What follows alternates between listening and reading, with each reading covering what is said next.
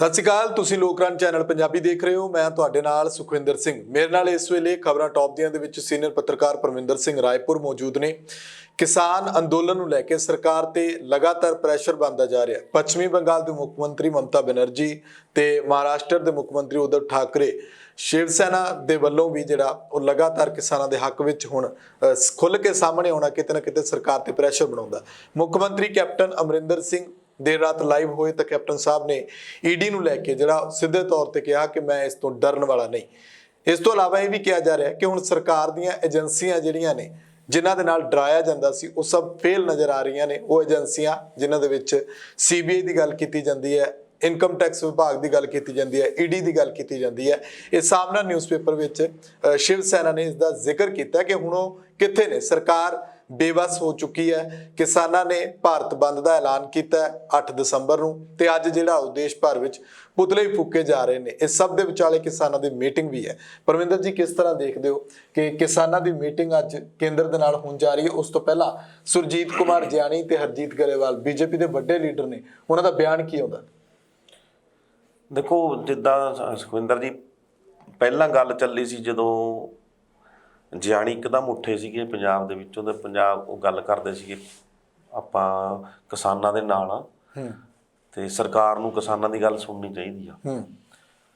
ਹੁਣ ਇੱਕਦਮ ਇਹ ਕਹਿ ਲਓ ਕਿ ਥੋੜਾ ਜਿਹਾ ਬਦਲਾਵ ਜਿਹੜਾ ਹੈਗਾ ਤਾਂ ਆਪਣੇ ਬਿਆਨ ਦੇ ਵਿੱਚ ਆਇਆ ਜਿਆਣੀ ਦੇ। ਉਹਨਾਂ ਨੇ ਕਿਹਾ ਕਿ ਸਰਕਾਰ ਜਿਹੜੀ ਹੈ ਕਾਨੂੰਨ ਦੇ ਵਿੱਚ ਬਦਲਾਅ ਦੇ ਲਈ ਰਾਜ਼ੀ ਆ, ਪਰ ਕਾਨੂੰਨ ਜਿਹੜਾ ਹੈ ਵਾਪਸ ਨਹੀਂ ਹੋਣਾ। ਮਤਲਬ ਸਰਕਾਰ ਦੀ ਮਨਸ਼ਾ ਜਿਹੜੀ ਹੈ ਤੈਅ ਕੀਤੀ ਹੋਈ ਹੈ, ਉਹ ਬਕਾਇਦਾ ਤੌਰ ਤੇ ਉਹਨਾਂ ਨੇ ਸਾਫ਼ ਕੀਤੀ ਹੈ। ਸੋ ਹੁਣ ਜਿਆਣੀ ਦਾ ਜਾਂ ਕਿਸੇ ਵੀ ਹੋਰ ਦਾ ਬਿਆਨ ਆਉਣਾ ਇਸ ਤਰ੍ਹਾਂ ਦਾ ਤਾਂ ਇਹ ਤਾਂ ਇੱਕ ਗੱਲ ਪੱਕੀ ਕਰ ਦੇਣਾ ਕਿ ਕਿਸਾਨ ਜਿਹੜੇ ਹੈਗੇ ਹੁਣ ਅੰਦੋਲਨ ਉਹਨਾਂ ਦਾ ਹੋਰ ਤਿੱਖਾ ਹੋਣ ਦੀਆਂ ਸੰਭਾਵਨਾਵਾਂ 99% ਹੋ ਗਈਆਂ। 1% ਹੈਗਾ ਜੇ ਅੱਜ ਸਰਕਾਰ ਕਿਸੇ ਤਰ੍ਹਾਂ ਦਾ ਨਰਮ ਰੁਖ ਅਖਤਿਆਰ ਕਰਕੇ ਕਹਿੰਦੀ ਹੈ ਕਿ ਅਸੀਂ ਕਾਨੂੰਨ ਵਾਪਸ ਲੈਣ ਲਈ ਤਿਆਰ ਹਾਂ ਜਾਂ ਕਾਨੂੰਨ ਵਾਪਸੀ ਦੇ ਲਈ ਅਸੀਂ ਸੋਚ ਵਿਚਾਰ ਕਰ ਰਹੇ ਹਾਂ। ਇੱਕ ਵਾਪਸੀ ਸ਼ਬਦ ਹੈ ਜਿਹੜਾ ਕਾਨੂੰਨ ਦੇ ਨਾਲ ਜੁੜਿਆ ਹੋਇਆ, ਜੇ ਉਹਨੂੰ ਉਹ ਕਹਿੰਦੇ ਕਿ ਅਸੀਂ ਵਾਪਸ ਲੈਣ ਨੂੰ ਤਿਆਰ ਹਾਂ, ਵਾਪਸੀ ਦਾ ਸ਼ਬਦ ਬੋਲਦੇ ਆ, ਫਿਰ ਸ਼ਾਇਦ ਗੱਲਬਾਤ ਜਾਂ ਕਿਸਾਨਾਂ ਦਾ ਰਵੱਈਆ ਜਿਹੜਾ ਥੋੜਾ ਨਰਮ ਹੋ ਸਕਦਾ ਹੈ। ਅਦਰਵਾਈਜ਼ ਜਿੱਦਾਂ ਉਹ ਐਲਾਨ ਕਰ ਚੁੱਕੇ ਆ 8 ਤਰੀਕ ਨੂੰ ਭਾਰਤ ਬੰਦ ਦਾ ਐਲਾਨ ਆ, ਉਸ ਤੋਂ ਪਹਿਲਾਂ ਇੱਕ ਦਿਨ ਪਹਿਲਾਂ ਜਿਹੜੇ ਹੈਗੇ ਆ ਉਹ ਪੁਤਲੇ ਫੂਕੇ ਜਾਣੇ ਆ। ਅੱਜ 5 ਤਰੀਕ ਨੂੰ ਪੁਤਲੇ ਫੂਕੇ ਜਾਣੇ ਤੇ ਉਹ ਚੀਜ਼ਾਂ ਜਿਹੜੀਆਂ ਹੈਗੀਆਂ ਨੇ ਇਹ ਲਗਾਤਾਰ ਵੱਧਦਾ ਜਾ ਰਿਹਾ ਹੈ। ਖਿਲਾਅ ਵੀ ਵੱਧਦਾ ਜਾ ਰਿਹਾ ਹੈ, ਰੋਹ ਵੀ ਵੱਧਦਾ ਜਾ ਰਿਹਾ ਹੈ, ਪ੍ਰਦਰਸ਼ਨ 'ਚ ਇਕੱਠ ਵੀ ਵੱਧਦਾ ਜਾ ਰਿਹਾ ਹੈ। ਤੇ ਇਹ ਚੀਜ਼ਾਂ ਨੂੰ ਹੁਣ ਸਰਕਾਰ ਕਿਵੇਂ ਸਮੇਟਦੀ ਹੈ, ਕਿਵੇਂ ਨਾਲ ਲੈ ਕੇ ਕਿਸਾਨਾਂ ਨੂੰ ਉਹਦਾ ਹੱਲ ਲੱਭਦੀ ਹੈ, ਦੇਖਣਾ ਪਏਗਾ। ਅੱਜ ਦੀ ਜਿਹੜੀ ਮੀਟਿੰਗ ਹੈ ਉਹ ਆਰ ਪਾਰ ਦੀ ਇੱਕ ਤਰ੍ਹਾਂ ਦੀ ਲੜਾਈ ਜਿਹੜੀ ਹੈਗੀ ਆ ਉਹਨੂੰ ਖਤਮ ਵੀ ਕਰ ਸਕਦੀ ਹੈ ਜਾਂ ਹੋਰ ਤੇਜ਼ ਕਰ ਸਕਦੀ ਹੈ। ਹਰਜੀਤ ਗਰੇਵਾਲ ਦੇ ਬਿਆਨ ਨੂੰ ਕਿੱਦਾਂ ਦੇਖਦੇ ਹੋ? ਉਹ ਕਹਿੰਦੇ ਸਵਾਲ ਕਿਸਾਨੀ ਦਾ ਕਿ ਮੁੱਛ ਦਾ ਸਵਾਲ ਹੈ। ਜੇ ਤਾਂ ਮੁੱਛ ਦਾ ਸਵਾਲ ਹੈ ਫਿਰ ਤਾਂ ਸੁਲਝਦਾ ਨਜ਼ਰ ਨਹੀਂ ਆ ਰਿਹਾ। ਜੇ ਕਿਸਾਨੀ ਦਾ ਸਵਾਲ ਹੈ ਫਿਰ ਸਰਕਾਰ ਜਿਹੜੀ ਹੈ ਉਹ ਸੋਧਾਂ ਕਰਨ ਦੇ ਲਈ ਤਿਆਰ ਹੈ। ਜਿਹੜੀ ਸੋਧ ਉਹਨਾਂ ਨੇ ਕਹੀ, ਭਾਵੇਂ ਬਿਜਲੀ ਐਕਟ ਨੂੰ ਲੈ ਕੇ ਗਈ ਹੈ, ਭਾਵੇਂ ਪਰਾਲੀ ਵਾਲੇ ਮਸਲੇ ਦੀ ਗੱਲ ਹੋਈ ਹੈ, ਉਹ ਵੀ ਕਹਿੰਦੇ ਸਰਕਾਰ ਕਹਿੰਦੀ ਹੈ ਕਿ ਕਿਸਾਨਾਂ ਦੇ ਉੱਤੇ ਕੋਈ ਐਕਸ਼ਨ ਨਹੀਂ ਹੋਏਗਾ। ਇਹ ਸਭ ਨੂੰ ਕਿੱਦਾਂ ਦੇਖਦੇ ਹੋ ਕਿ ਸਵਾਲ ਕਿਹੜਾ ਹੈ? ਸੁਖਵਿੰਦਰ, ਮੁੱਛ ਦਾ ਸਵਾਲ ਕਿਹਨੇ ਬਣਾਇਆ ਹੈ? ਜਿਵੇਂ ਹੁਣ ਕਿਸਾਨਾਂ ਨੇ ਦੇਖੋ ਪ੍ਰੈਸ ਕਾਨਫਰੰਸ ਦੇ ਵਿੱਚ ਬਕਾਇਦਾ ਤੌਰ ਤੇ ਗੱਲ ਕਹੀ ਹੈ ਕਿ ਜਿਹੜੇ ਆਗੂ ਇਹ ਸਾਡੇ ਕੋਲ ਭੇਜਦੇ ਨੇ ਕਿ ਜਾ ਕੇ ਗੱਲ ਕਰੋ, ਜਾਂ ਸਰਕਾਰ ਖੁਦ ਪ੍ਰਧਾਨ ਮੰਤਰੀ ਜਾਂ ਅਮਿਤ ਸ਼ਾਹ ਜਾਂ ਰਾਜਨਾਥ ਸਿੰਘ ਜਿੰਨੇ ਵੀ ਇਹਨਾਂ ਦੀ ਲੀਡਰਸ਼ਿਪ ਹੈ ਉਹ ਆ ਕੇ ਇੱਕ ਵਾਰ ਗੱਲ ਇਹ ਦੱਸੇ ਕਿ ਕਿਸਾਨਾਂ ਦਾ ਭਲਾ ਕਰਨ ਦੀ ਗੱਲ ਇਹਨਾਂ ਨੂੰ ਕਹੀ ਕਿਹਨੇ ਆ, ਕਿਹੜੇ ਆਰਗੇਨਾਈਜੇਸ਼ਨ ਨੇ, ਕਿਹੜੀ ਹੈ ਜਿਹੜੀ ਉਹਨਾਂ ਨੇ, ਕਿਹੜੀ ਯੂਨੀਅਨ ਹੈ, ਕਿਹੜਾ ਕਿਸਾਨ ਹੈ, ਕਿਹੜੇ ਸਟੇਟ ਦਾ ਕਿਸਾਨ ਆ। ਬਿਲਕੁਲ, ਆਪਾਂ ਇਹ ਗੱਲ ਤਾਂ ਆਪਾਂ ਸ਼ੁਰੂ ਤੋਂ ਕਹਿੰਦੇ ਪਹਿਲੇ ਦਿਨ ਤੋਂ ਆਪਾਂ ਕਹਿੰਦੇ ਆ ਰਹੇ, ਕਿਸਾਨ ਵੀ ਪੁੱਛਦੇ ਆ ਰਹੇ ਨੇ ਕਿ ਮੁੱਛ ਦਾ ਸਵਾਲ ਕਿਸਾਨਾਂ ਦੀ ਕਿਵੇਂ ਹੋ ਗਿਆ? ਮੁੱਛ ਦਾ ਸਵਾਲ ਤੁਹਾਡੀ ਤਾਂ ਬਣਾਈ ਬੈਠੇ ਹੋ ਤੁਸੀਂ, ਸਰਕਾਰ ਆਪਣੀ ਮੁੱਛ ਦਾ ਸਵਾਲ ਬਣਾਈ ਬੈਠੀ ਹੈ, ਅੜੀ ਹੋਈ ਸਰਕਾਰ ਆ। ਜੇ ਕਿਸਾਨਾਂ ਦਾ ਭਲਾ ਕਰਨਾ ਚਾਹੁੰਦੇ, ਕਿਸਾਨ ਤਾਂ ਚਾਹੁੰਦੇ ਵੀ ਸਾਡਾ, ਦੇਖੋ APMC ਜਿਹੜਾ ਐਕਟ ਸੀਗਾ ਉਹਦੇ ਤਹਿਤ ਮੰਡੀਕਰਨ ਸੀਗਾ ਹੁੰਦਾ ਸੀਗਾ, ਪਿਛਲੇ 100 ਸਾਲਾਂ ਤੋਂ ਹੁੰਦਾ ਆ ਰਿਹਾ, ਠੀਕ ਹੈ। ਉਹ ਹੁਣ ਨਵਾਂ ਇਹ ਕਹਿੰਦੇ ਇੱਕ ਦੇਸ਼ ਇੱਕ ਮੰਡੀ, ਜਦ ਕਿ ਕਿਸਾਨ ਕਹਿ ਰਹੇ ਨੇ ਇੱਕ ਦੇਸ਼ ਨਹੀਂ 2 ਮੰਡੀਆਂ ਬਣਾਤੀਆਂ। ਇੱਕ ਤਾਂ ਉਹੀ ਮੰਡੀ ਹੈ ਜਿਹੜੀ APMC ਦੇ ਅੰਡਰ ਆਉਂਦੀ ਹੈ, ਐਕਟ ਦੇ ਅੰਡਰ ਆਉਂਦੀ ਹੈ, ਜਿਹਦੇ ਵਿੱਚ ਕੀ ਸੀਗਾ, ਇਹ ਕਹਿੰਦੇ ਕਿ ਕਿਸਾਨ ਕਿਤੇ ਵੀ ਜਾ ਕੇ ਆਪਣੀ ਫਸਲ ਵੇਚ ਸਕਦਾ।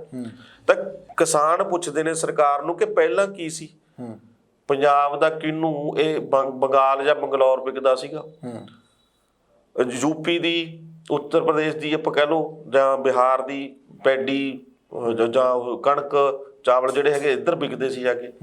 ਹਿਮਾਚਲ ਦਾ ਜਾਂ ਜੰਮੂ ਕਸ਼ਮੀਰ ਦਾ ਸੇਬ ਵਿਕਦਾ ਹੈ ਪੂਰੇ ਦੇਸ਼ ਦੇ ਵਿੱਚ, ਤੇ ਪੰਜਾਬ ਦੀਆਂ ਸਬਜ਼ੀਆਂ ਵੀ ਆਜ਼ਾਦਪੁਰ 'ਚ ਜਾ ਕੇ ਵਿਕਦੀਆਂ ਸੀਗੀਆਂ।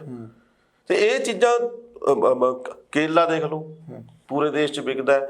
ਤੇ ਇਹ ਚੀਜ਼ਾਂ ਕਿੱਥੋਂ ਕਦੋਂ ਕਿਸੇ ਨੇ ਰੋਕੀਆਂ ਸੀਗੀਆਂ ਕਿ ਕਿਸੇ ਥਾਂ ਤੇ ਇੱਕ ਥਾਂ ਤੇ ਜਾ ਕੇ ਕੋਈ ਵੇਚ ਨਹੀਂ ਸਕਦਾ ਜਾਂ ਇਦਾਂ ਦੀ ਕੋਈ ਗੱਲ ਹੈ ਹੀ ਨਹੀਂ ਸੀ। ਇਹ ਸਗੋਂ ਖੁੱਲ੍ਹ ਸੀਗੀ ਕਿ ਜਾ ਕੇ ਵੇਚ ਸਕਦਾ, ਤੇ ਜੇ ਕੋਈ ਉਹਦੇ ਨਾਲ ਘਪਲਾ ਕਰਦਾ ਜਾਂ ਧੱਕੇਸ਼ਾਹੀ ਕਰਦਾ ਜਾਂ ਨਜਾਇਜ਼ ਕਰਦਾ ਜਾਂ ਉਹਨੂੰ ਜਿਹੜੀ ਮਿਨੀਮਮ ਸਪੋਰਟ ਪ੍ਰਾਈਸ ਹੈ ਉਹ ਨਹੀਂ ਦਿੰਦਾ, ਤਾਂ ਉਹ ਕਿਸਾਨ ਜਿਹੜਾ ਹੈ ਕੋਰਟ ਦਾ ਰੁਖ ਕਰਦਾ ਸੀਗਾ।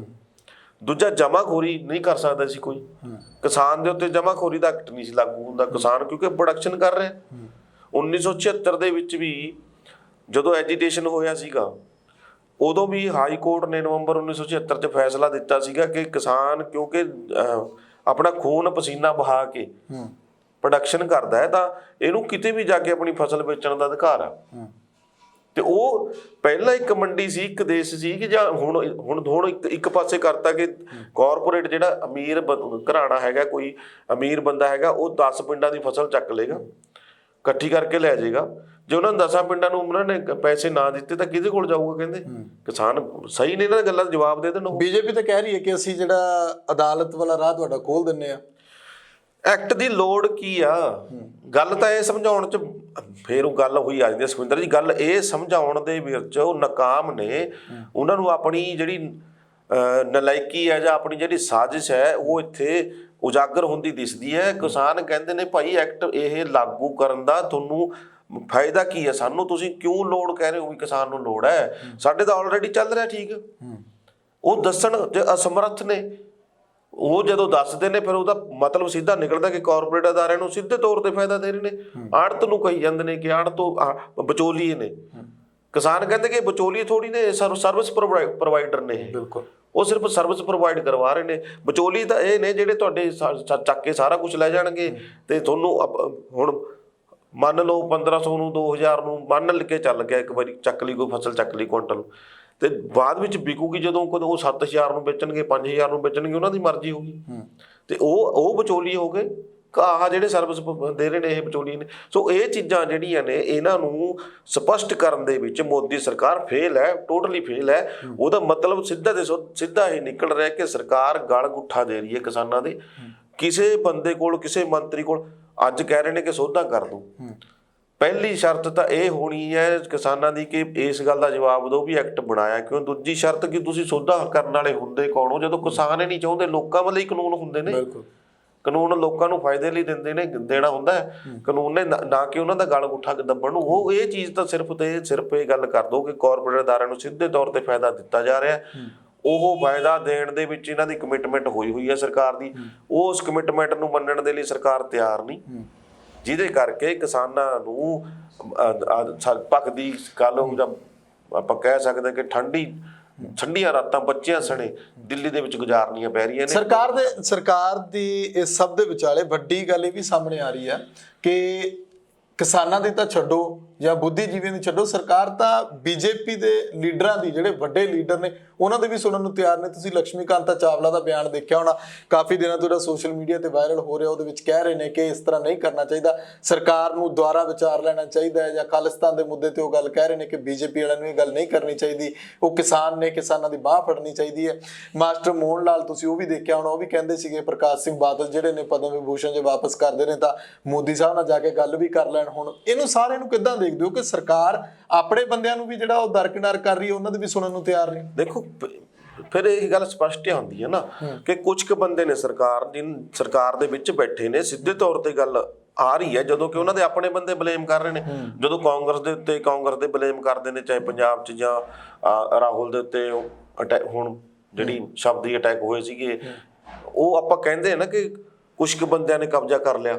ਜਿਆਣੀ ਸਾਹਿਬ ਦੀ ਭਾਸ਼ਾ 'ਚ ਆਪਾਂ ਕਹਿ ਲਈਏ ਕਿ ਕਹਿੰਦੇ ਚਮਚੇ ਜਿਹੜੇ ਨੇ ਉਹ ਅੱਗੇ ਲੱਗੇ ਹੋਏ ਨੇ। ਹਾਂ, ਉਹਨਾਂ ਨੇ ਕਾਰਪੋਰੇਟ ਅਦਾਰਿਆਂ ਨਾਲ ਕੋਈ ਕਮਿਟਮੈਂਟਸ ਕੀਤੀਆਂ ਹੋਣਗੀਆਂ, ਜਿਹੜੇ ਉਹਨਾਂ ਤੋਂ ਫਾਇਦਾ ਲਿਆ, ਉਹਨਾਂ ਨੇ ਅਰਬਾਂ ਖਰਬਾਂ ਦਾ ਫਾਇਦਾ ਲਿਆ, ਜਿਹੜਾ ਉਹ ਸਪਸ਼ਟ ਹੁੰਦਾ ਜਾ ਰਿਹਾ ਹੈ। ਹੁਣ ਜਿਹੜਾ ਲక్ష్ਮੀਕਾਂਤ ਚਾਵਲਾ ਦਾ ਜਿਹੜਾ ਬਿਆਨ ਹੈ, ਬੜਾ ਮਤਲਬ ਕਹਿ ਲਓ ਕਿ ਸੱਟ ਮਾਰਨ ਵਾਲਾ ਹੈਗਾ ਹੈ ਬੀਜੇਪੀ ਨੂੰ। ਕਹਿੰਦੀ ਹੈ ਵੀ ਕਿਸਾਨ ਤੋਂ ਬਿਨਾਂ ਹੋਰ ਤੁਸੀਂ ਸੁਣੋਗੇ ਕਿਹਦੀ?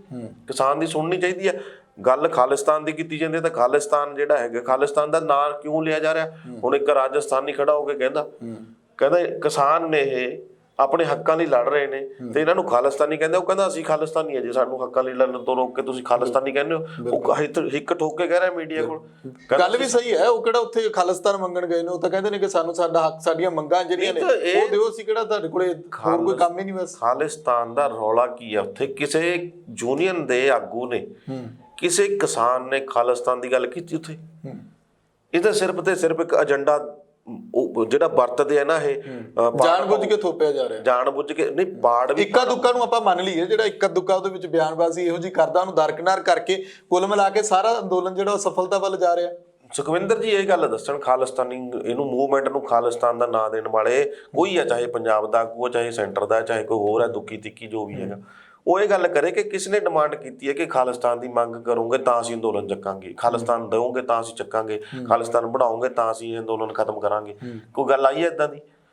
ਗੱਲ ਆ ਰਹੀ ਹੈ ਤਾਂ ਸਿਰਫ ਤੇ ਸਿਰਫ ਆ ਰਹੀ ਹੈ ਕਿ ਵਾਪਸ ਕਰੋ ਕਾਨੂੰਨ। ਬਿਲਕੁਲ, ਕਿਸਾਨ ਤਾਂ ਇਹ ਗੱਲ ਕਹਿੰਦਾ ਹੀ ਨਹੀਂ ਕਿ ਅਸੀਂ ਭਾਰਤ ਨਾਲੋਂ ਵੱਖਰੇ ਹੋਈਏ। ਕਿਸਾਨ ਤਾਂ ਕਹਿੰਦਾ ਕਿ ਅਸੀਂ ਪੰਜਾਬ ਦੇ ਵਿੱਚ ਰਹਿ ਕੇ, ਭਾਰਤ ਦਾ ਹਿੱਸਾ ਰਹਿ ਕੇ ਸਰਕਾਰ ਦੇ ਨਾਲ, ਜਿਵੇਂ ਜੇ ਅਸੀਂ ਹਰੀ ਕ੍ਰਾਂਤੀ ਦੇ ਵਿੱਚ ਸਹਿਯੋਗ ਕਰ ਸਕਦੇ ਹਾਂ ਤਾਂ ਅੱਗੇ ਵੀ ਸਰਕਾਰ ਦੇ ਨਾਲ ਤੁਰਨ ਨੂੰ ਤਿਆਰ ਆ। ਪਰ ਸਰਕਾਰ ਬਜ਼ਿੱਦ ਹੈ। ਮੁੱਖ ਮੰਤਰੀ ਕੈਪਟਨ ਅਮਰਿੰਦਰ ਸਿੰਘ ਦੀ ਗੱਲ ਕਰ ਲੈਂਦੇ ਹਾਂ। ਕੈਪਟਨ ਸਾਹਿਬ ਕਹਿੰਦੇ ਮੈਂ ਈਡੀ ਤੋਂ ਡਰਨ ਵਾਲਾ ਨਹੀਂ। ਕੇਜਰੀਵਾਲ ਸਾਹਿਬ ਨੂੰ ਝੂਠਾ ਕਹਿ ਰਹੇ ਨੇ, ਖੱਟਰ ਸਾਹਿਬ ਨੂੰ ਕਹਿ ਰਹੇ ਨੇ ਕਿ ਕਿਸਾਨਾਂ ਨੂੰ ਕੁੱਟਣ ਵਾਲੇ ਨੇ।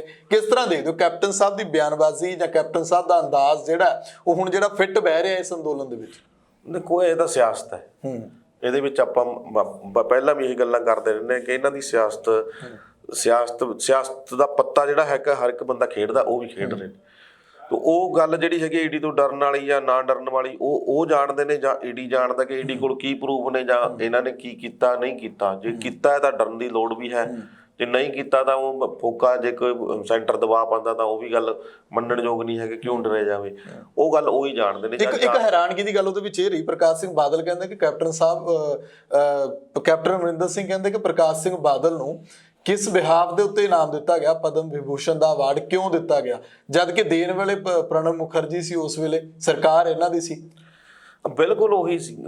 ਇਹ ਤਾਂ ਹੁਣ ਮੈਂ ਕਹਿੰਦਾ ਕਿ ਦੋਨਾਂ ਦੀ ਆਪਸੀ, ਜਿੱਦਾਂ ਹੁਣ ਕੋਈ ਕ੍ਰੈਡਿਟ ਲੈਣਾ ਪਦਮ ਵਿਭੂਸ਼ਣ ਵਾਪਸ ਕਰਕੇ, ਵੈਸੇ ਤਾਂ ਕੋਈ ਕਾਨੂੰਨ ਵਾਪਸ ਨਹੀਂ ਹੋ ਜਾਣੇ। ਇੱਕ ਰੋਸ ਹੈ ਵੀ ਹਾਂ ਮੈਂ 2015 ਵਿੱਚ ਦਿੱਤਾ ਸੀ ਮੇਰੇ ਖਿਆਲ ਦੇ ਵਿੱਚ, ਸ਼ਾਇਦ। ਹਾਂ 2015 ਚ ਦਿੱਤਾ। 14 ਦੇ ਵਿੱਚ ਬੀਜੇਪੀ ਸਰਕਾਰ ਸੱਤਾ ਵਿੱਚ ਆ ਜਾਂਦੀ ਹੈ ਤੇ 15 ਦੇ ਵਿੱਚ ਜਿਹੜਾ ਪ੍ਰਣਬ ਮੁਖਰਜੀ ਅਵਾਰਡ ਦੇ ਦਿੰਦੇ ਨੇ। ਅਵਾਰਡ ਦਿੱਤਾ ਗਿਆ, ਕਿਉਂ ਦਿੱਤਾ ਗਿਆ? ਇਹ ਤਾਂ ਦੇਖੋ, ਜਦੋਂ ਕਮੇਟੀ ਬਣਦੀ ਹੈ ਉਹਦੇ ਵਿੱਚ ਨਾਮਾਂ ਦੀ ਲਿਸਟ ਬਣਦੀ ਹੈ ਤਾਂ ਨਾਮ ਬਕਾਇਦਾ ਤੌਰ ਤੇ ਜਾਂਦੇ ਨੇ, ਉਹਨਾਂ ਦੀ ਕਾਰਗੁਜ਼ਾਰੀ ਵਿਚਾਰੀ ਜਾਂਦੀ ਹੈ ਕਿਤੇ ਨਾ ਕਿਤੇ। ਜਾਂ ਫਿਰ ਕੈਪਟਨ ਅਮਰਿੰਦਰ ਸਿੰਘ ਨੂੰ ਇਹ ਪਤਾ ਹੋਊਗਾ ਵੀ ਕਿਤੇ ਨਾ ਕਿਤੇ ਘਪਲੇਬਾਜ਼ੀ ਹੋਈ ਹੈ ਕਿ ਵੈਸੇ ਦੇ ਦਿੱਤਾ ਗਿਆ। ਉਹ ਜਾਣਦੇ ਨੇ, ਜ਼ਿਆਦਾ ਸਪਸ਼ਟ ਕਰ ਦੇਣ ਵੀ ਮੈਨੂੰ ਕੋਈ ਇੱਕ ਕਾਰਨ ਦੱਸੋ, ਜਾਂ ਲਿਸਟ ਐਂ ਕੱਢਦੀ ਹੈ ਜਾਂ ਲਿਸਟ ਦੇ ਵਿੱਚ ਜਾਂ ਪ੍ਰੋਟੋਕੋਲ ਆਇਆ, ਉਹ ਤਾਂ ਗੱਲ ਵੱਖਰੀ ਹੈ। ਇਹ ਇੱਕ ਸਿਆਸੀ ਬਿਆਨਬਾਜ਼ੀ ਹੈ। ਇਹਦੇ ਤੋਂ ਉੱਪਰ ਉੱਠ ਕੇ ਇਹਨਾਂ ਨੂੰ ਗੱਲ ਤਾਂ ਇਹ ਸਿਆਸੀ ਦੂਸ਼ਣਬਾਜ਼ੀ ਹੈ ਜਿਹੜੀ ਇੱਕ ਦੂਜੇ ਦੇ ਉੱਤੇ ਪਰਸਨਲੀ ਹੋਵੇ ਚਾਹੇ ਪਾਰਟੀਬਾਜ਼ੀ ਤੇ ਹੋਵੇ। ਇਹ ਦੂਸ਼ਣਬਾਜ਼ੀ ਤਾਂ ਖਤਮ ਕਰਨ ਦਾ ਦੌਰ ਹੈ ਹੁਣ। ਇਹਨਾਂ ਨੂੰ ਸੋਚਣਾ ਤਾਂ ਇਹ ਚਾਹੀਦਾ, ਚਾਹੇ ਉਹ ਰਵਨੀਤ ਬਿੱਟੂ ਆ, ਚਾਹੇ ਕੈਪਟਨ ਅਮਰਿੰਦਰ ਸਿੰਘ ਆ, ਚਾਹੇ ਕੇਜਰੀਵਾਲ ਆ, ਚਾਹੇ ਪ੍ਰਕਾਸ਼ ਸਿੰਘ ਬਾਦਲ ਨੇ ਜਾਂ ਸੁਖਬੀਰ ਸਿੰਘ ਬਾਦਲ ਨੇ, ਕੋਈ ਵੀ ਬੰਦਾ ਹੈ, ਚਾਹੇ ਭਗਵੰਤ ਮਾਨ ਆ, ਇਹਨਾਂ ਨੂੰ ਇਸ ਮੌਕੇ ਇਹ ਚੀਜ਼ਾਂ ਕਰਨੀਆਂ ਸ਼ੋਭਾ ਨਹੀਂ ਦਿੰਦੀਆਂ ਜੀ। ਇਸ ਸਭ ਦੇ ਵਿਚਾਲੇ ਜੇ ਆਪਾਂ ਸ਼ਿਵ ਸੈਨਾ ਦੀ ਗੱਲ ਕਰੀਏ, ਸਾਹਮਣਾ ਦੇ ਵਿੱਚ ਉਹਨਾਂ ਨੇ ਗੱਲ ਕੀਤੀ ਹੈ ਕਿ ਅੱਜ ਸਰਕਾਰ ਦੇ ਉਹ ਹਥਿਆਰ ਕਿੱਥੇ ਨੇ ਜਿਹੜੇ ਹਥਿਆਰਾਂ ਦੀ ਗੱਲ ਹੋ ਜਾਂਦੀ ਸੀ ਕਿ ਜੇ ਕੋਈ ਮਾੜਾ ਮੋਟਾ ਸਿਰ ਚੱਕਦਾ, ਕਦੇ ਈਡੀ ਘੱਲਦੇ, ਜਿਵੇਂ ਕੈਪਟਨ ਸਾਹਿਬ ਦੇ ਪੁੱਤਰ ਰਾਣਿੰਦਰ ਨੂੰ ਤਲਬ ਕਰ ਲਿਆ, ਚਲੋ ਭਾਵੇਂ ਉਹ ਵੱਖਰਾ ਮੈਟਰ ਹੋਵੇ, ਪਰ ਫਿਰ ਵੀ ਈਡੀ ਘੱਲਦੇ ਨਹੀਂ, ਇਨਕਮ ਟੈਕਸ ਵਿਭਾਗ ਨੇ ਪਹੁੰਚ ਜਾਣਾ ਜਾਂ ਹੋਰ ਕਿਸੇ ਨਾ ਕਿਸੇ ਤਰੀਕੇ ਨਾਲ CBI ਨੂੰ ਘੱਲ ਦੇਣਾ। ਇਹ ਸਭ ਨੂੰ ਉਹ ਕਹਿੰਦੇ ਹੁਣ ਇਹ ਏਜੰਡੇ ਜਿਹੜੇ ਨੇ ਉਹ ਸਰਕਾਰ ਦੇ ਹੱਥ ਨਹੀਂ ਆ ਰਹੇ। ਇਹ ਚੀਜ਼ਾਂ ਸਰਕਾਰ ਦੇ ਬੇਵੱਸ ਹੋ ਚੁੱਕੀ ਹੈ ਸਰਕਾਰ ਵੀ। ਹੁਣ ਕਿਸਾਨਾਂ ਦੇ ਇਕੱਲੇ ਦੇ ਘਰ ਤੱਕ ਘੱਲਣ ਹੋ ਰਹੇ। ਦੂਜੇ ਪਾਸੇ ਜਿਹੜੇ ਮਮਤਾ ਬੈਨਰਜੀ ਨੇ, ਪੱਛਮੀ ਬੰਗਾਲ ਦੇ ਮੁੱਖ ਮੰਤਰੀ, ਉਹ ਵੀ ਜਿਹੜਾ ਇਸ ਕਿਸਾਨੀ ਸੰਘਰਸ਼ ਦੇ ਨਾਲ ਆ ਗਏ ਨੇ। ਇੱਕ ਬਲ ਮਿਲਦਾ ਨਜ਼ਰ ਆ ਰਿਹਾ। ਦੇਖੋ, ਬਲ ਤਾਂ ਚਪੇਰਿਓ ਮਿਲ ਗਿਆ ਹੁਣ। ਇਹ ਕਿਸਾਨੀ ਸੰਘਰਸ਼, ਮੈਂ ਤੁਹਾਨੂੰ ਪਹਿਲਾਂ ਆਪਾਂ ਗੱਲ ਕਰਦੇ, ਚਾਹੇ ਖਾਲਿਸਤਾਨ ਮੂਵਮੈਂਟ ਦਾ ਨਾਂ ਲਿਆ, ਚਾਹੇ ਰਵਨੀਤ ਬਿੱਟੂ ਨੇ ਇਹਨਾਂ ਨੂੰ ਬੇਸ਼ਰਮ ਕਿਹਾ ਜਾਂ ਕਿਹਾ ਸ਼ਰਾਰਤੀ ਅਨਸਰ ਕਿਹਾ, ਗੱਲ ਤਾਂ ਇੰਨੀ ਕਿ ਵੀ ਇਹਨਾਂ ਨੂੰ ਕਿਸਾਨਾਂ ਦੀ ਸਟੇਜ ਨਹੀਂ ਮਿਲੀ। ਇਹਨਾਂ ਦੀ ਆਪਣੀ ਜਿਹੜੀ ਹੈਗੀ ਬੁੱਥੀ ਨਹੀਂ ਚਮਕੀ ਉੱਥੇ ਸਟੇਜ ਦੇ ਉੱਤੇ, ਇਸ ਕਰਕੇ ਇਹ ਇਦਾਂ ਦੀ ਬਿਆਨਬਾਜ਼ੀ ਕਰ ਰਹੇ। ਬਲ ਦੇਣਾ ਸਿਆਸੀ ਪਾਰਟੀਆਂ ਦਾ ਕਿਸਾਨ ਅੰਦੋਲਨ ਨੂੰ ਮਜਬੂਰੀ ਬਣ ਗਿਆ ਹੈ। ਰਾਜਨੀਤਿਕ ਪਾਰਟੀਆਂ ਆ ਕੇ ਆਪਣੇ ਆਪ ਸਪੋਰਟ ਕਰਨ ਲਈ ਮਜਬੂਰ ਹੋ ਗਈਆਂ ਨੇ। ਬਿਲਕੁਲ, ਗੱਲ ਤਾਂ ਉਹੀ ਹੈ ਵੀ ਪਹਿਲਾਂ ਕਿਉਂ ਨਹੀਂ ਬੋਲੇ। ਹਾਂ, ਪਹਿਲਾਂ ਜਦੋਂ ਸੰਘਰਸ਼ ਅੱਜ ਚੱਲਿਆ, ਅੱਜ ਤਾਂ ਪੂਰੇ ਦੇਸ਼ ਦਾ ਕਿਸਾਨ ਇਕੱਠਾ ਹੋ ਕੇ ਦਿੱਲੀ ਵੜ ਗਿਆ, ਬਿਲਕੁਲ, ਤਾਂ ਇਹਨਾਂ ਨੂੰ ਮਗਰ ਆਉਣਾ ਪਿਆ। ਲੋਕਾਂ ਦੀ ਤਾਕਤ ਦਿਖਾਈ ਹੈ ਕਿਸਾਨਾਂ ਨੇ, ਕਿਸਾਨ ਅੰਦੋਲਨ ਨੇ, ਮਜ਼ਦੂਰ ਅੰਦੋਲਨ ਨੇ, ਸੰਘਰਸ਼ ਕਮੇਟੀਆਂ ਜਿਹੜੀਆਂ ਇਕੱਠੀਆਂ ਹੋਈਆਂ ਨੇ, ਚਾਰੇ ਪਾਸੇ ਦੀਆਂ ਸੰਘਰਸ਼ ਕਮੇਟੀਆਂ ਜਾਂ ਯੂਨੀਅਨਾਂ, ਜਥੇਬੰਦੀਆਂ ਜਿਹੜੀਆਂ ਬਕਾਇਦਾ ਤੌਰ ਤੇ ਆਪਣੇ ਆਪਣੇ ਵਰਗਾਂ ਦੇ ਲਈ ਕੰਮ ਕਰਦੀਆਂ ਸੀ, ਸਾਰੀਆਂ ਇਕੱਠੀਆਂ ਹੋ ਕੇ ਇੱਕ ਹੋ ਕੇ ਦਿੱਲੀ ਪਹੁੰਚ ਗਈਆਂ।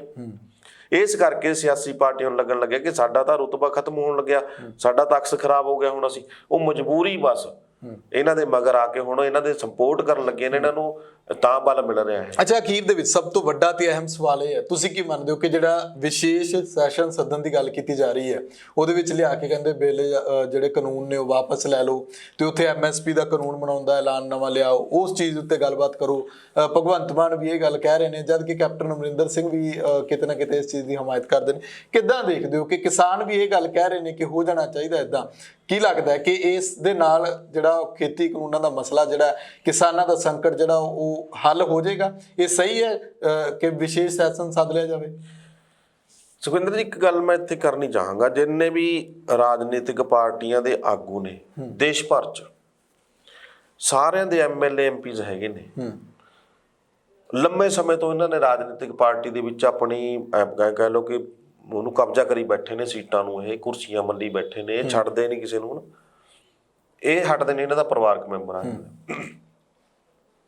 ਲੋਕਾਂ ਦੇ ਸਿਰ ਤੇ ਲੰਮਾ ਸਮੇਂ ਰਾਜ ਸਹੂਲਤਾਂ ਮਾਣ ਰਹੇ ਨੇ, ਰਾਜ ਕਰ ਰਹੇ ਨੇ, VIP ਟ੍ਰੀਟਮੈਂਟ ਲੈ ਰਹੇ ਨੇ ਚਾਰੇ ਪਾਸੇ, ਠੀਕ ਹੈ ਜੀ, ਮਤਲਬ ਹਰ ਇੱਕ ਸਹੂਲਤ ਲੈ ਰਹੇ ਨੇ।